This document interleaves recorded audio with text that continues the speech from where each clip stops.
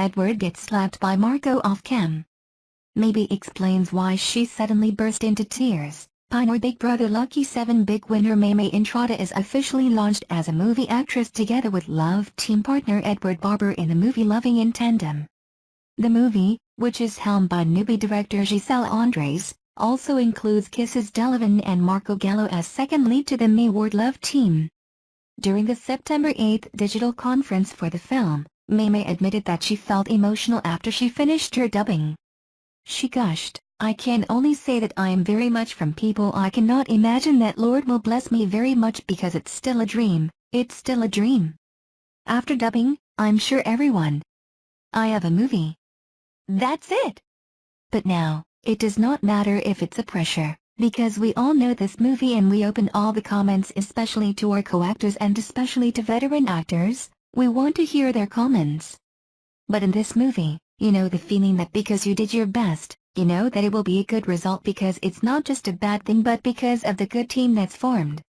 Prior to Loving In Tandem, Maymay tried acting when she starred in her own Molala Mokaya episode early this year. She is also currently part of the primetime series La Luna Singer. As for Edward, he revealed how his housemate and best friend Marco helped him during their shooting. "The first day I've gone on set, I remember being in the van with Marco. We were literally like, okay bro, listen, read the script." Every day, before we went on set, Marco and I were holding hands and, "Bro, we can." It's been the scariest. I've never been more tired, I've never been more nervous, but it's probably the most satisfying thing I've ever done in my life. Echoed Edward's thoughts and said, "Before, how we adjusted it, it's hard to become an actor. But while we're not stopping to learn, we enjoy the more life we have today." The MayWard Love team is also grateful for Derek Giselle for guiding them in their first major film. That's why when someone brought up the possibility of Derek Giselle passing them to another director, Maymay suddenly burst into tears. She then explained, "Derek. I promised to Derek that I want more to tell her after the movie. Just cold, Derek, how much will I say to you? You did not know that, but it's in my heart, it's a huge help to you. You're the movie again, you're still the director." Loving In Tandem, which starts showing today, September 13th, is graded B by the Cinema Evaluation Board. Kiss Mark as second lead. Meanwhile, Kisses and Marco have no problems if they are regarded as second lead of MayWard in this Star Cinema movie. According to the Kiss Mark Love team, they are happy to support their ex-housemates in PBB, especially since they treat each other as good friends. Kisses explained, "It's our second lead there because it's the launching of MayWard, and we're happy to support it. Even those bashing, we can take it because it's acceptable and it's normal." Marco added, "In real life, he's my best friend Edward, and he Maymay, I ain't, the sister I never had. So I'm happy to support them because it's not a movie of another person, movie of my best friend. So of course I have total support. In this movie, we became closer, more family. That's what I like about this movie, she was not stressful at work." Marco Gallo and Kisses Delavin do not mind that they play second lead to MayWard in Loving In Tandem. Image Noel Orsel. Maymay even said that it's better that the four of them are together for their first movie project. "We've been closer to 4, and we've been open for 4. And if I think that's just Edward's, it's okay, but it's happier to be here because we've learned together." Getting slapped on set. Edward revealed that there was a time when Marco had to slap him just for motivation. Edward explained, "I can say that without Marco, there are some parts of the movie I would have struggled even more. Kasi Marco, when Derek's there, she's fixing the set and Maymay's learning her lines and Kisses is in the tent. Marco's there and the cameras do not see us," he was like, "Bro, you know, think of that. If I cannot do it, there's one time he slapped me." For both of them, I'm so thankful that they are there. Photos during the BloodCon showed how close Kisses, Maymay, Edward, and Marco are to each other. Thank you for watching this video. Inviting you to watch the next video. Aramina nearly harassed by drunk fan at Chainsmokers concert. Allegedly drunk fan attempted to harass Aramina during Chainsmokers concert. The Filipina actress Aramina was nearly harassed by a presumably drunk fan during the concert of American duo The Chainsmokers at the Mall of Asia Arena. Hazel Pascual Reyes, or popularly known as Aramina, is a Filipina actress, endorser, and entrepreneur. She was also one of the most prominent actresses of her generation in the showbiz industry. Aramina has started her showbiz career at the age of 14 and has been featured in different TV shows and movie projects. She was also known for playing daring roles in her old films. On Wednesday night, September 13, 2017, a fan appeared to be drunk or under the influence of illegal drugs has attempted to harass Aramina while watching the concert of the Chainsmokers at the Mall of Asia Arena. Fortunately, the 38-year-old actress was lucky after her foreigner companion at the VIP area was able to stop the alleged drunk fan in an attempt to harass Ara. The police authorities were reportedly attempted to remove the fan from the area, but he insisted to remain in the VIP area and did not pursue the actress anymore. The attempted harassment happened a few minutes before the concert of the Chainsmokers has started. What can you say about this?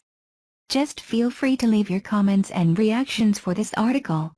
Thank you for watching this video. Inviting you to watch the next video. Pelosi and Schumer say they have deal with Trump to replace DACA. Washington, Democratic leaders on Wednesday night declared that they had a deal with President Trump to quickly extend protections for young undocumented immigrants and to finalize a border security package that does not include the president's proposed wall. The Democrats, Senator Chuck Schumer and Representative Nancy Pelosi, said in a joint statement that they had a very productive dinner meeting with the president at the White House that focused on the program known as Deferred Action for Childhood Arrivals, or DACA. We agreed to enshrine the protections of DACA into law quickly, and to work out a package of border security, excluding the wall, that's acceptable to both sides, they said. In its own statement, the White House was far more muted, mentioning DACA as merely one of several issues that were discussed, including tax reform and infrastructure. It called the meeting, which came a week after the president struck a stunning spending and debt deal with the Democratic leaders, a positive step toward the president's strong commitment to bipartisan solutions. But the bipartisan committee appeared to have its limits. In a tweet, Sarah Huckabee Sanders, the White House press secretary, disputed the Democrats' characterization of Mr. Trump's stance on the border wall. While DACA and border security were both discussed, excluding the wall was certainly not agreed to, she wrote. Mr. Schumer's communications director, Ned House, fired back on Twitter. The president made clear he would continue pushing the wall, just not as part of this agreement. Continue reading the main story, related coverage. Trump bypasses Republicans to strike deal on debt limit and Harvey 8 September 6, 2017. Democrats vow to fight Republican tax provisions that aid rich September 12, 2017. Action to protect young immigrants already stumbles in Congress September 12, 2017. Trump moves to end DACA and calls on Congress to act September 5, 2017, while Democratic leaders sought to frame the Wednesday dinner as a victory for their priorities. Republican votes will be needed for any immigration overhaul. Hardliners in Congress were flummoxed by word of a potential deal on DACA, one that could push some of Mr. Trump's electoral base away from him. Representative Steve King, Republican of Iowa, wrote on Twitter that if the reports were true, Trump base is blown up, destroyed, irreparable, and disillusioned beyond repair. No promise is credible. The website Breitbart, run by Mr. Trump's former chief strategist, Stephen K. Bannon, had the headline Amnesty Done. Some Republicans were more receptive. Senator Jeff Flake of Arizona, a frequent critic of the president, said on Twitter, "Kudos to POTUS for pursuing agreement that will protect dreamers from deportation." The young immigrants are often referred to as dreamers.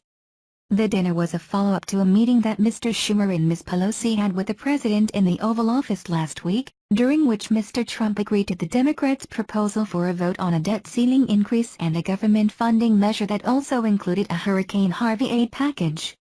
While the two top Republican congressional leaders, Senator Mitch McConnell and Speaker Paul D. Ryan, attended that meeting, they were absent from the Wednesday night dinner.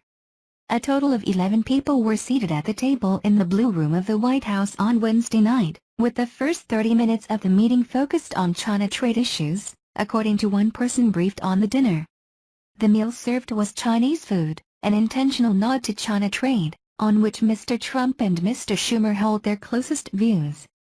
On the DACA program, Mr. Trump has given Congress 6 months to find a legislative solution to extend the protections that President Barack Obama granted by executive order. But before the dinner on Wednesday night, prospects for quickly enacting a replacement for DACA had appeared to be flagging in Congress. With all the other things going on right now, it's kind of put on the back burner, said Representative Mike Kaufman, Republican of Colorado, who had pulled back a petition he had hoped to use to force the House to take up legislation on the program. Representative Bob Goodlatte of Virginia, chairman of the House Judiciary Committee, has said that the program is at the end of a list of immigration priorities. Several top Republican leaders in Congress, including Mr. Ryan, have said that they want to tackle the issue of the young immigrants in conjunction with a broader immigration reform and border security effort. But Republicans have been mostly enraged with Mr. Trump since the Oval Office meeting last week, where he sided with the Democratic leadership over his own party and his own Treasury Secretary in favor of a December debt ceiling vote. Mr. Ryan, who preferred a longer-term deal, had called such a 3-month plan ridiculous. Some Republicans have been concerned that the president, who has been pursuing more of a bipartisan patina as he struggles to secure major legislative achievements and as poll numbers sink over his handling of the racially charged violence in Charlottesville, Virginia, will go along with Democratic priorities.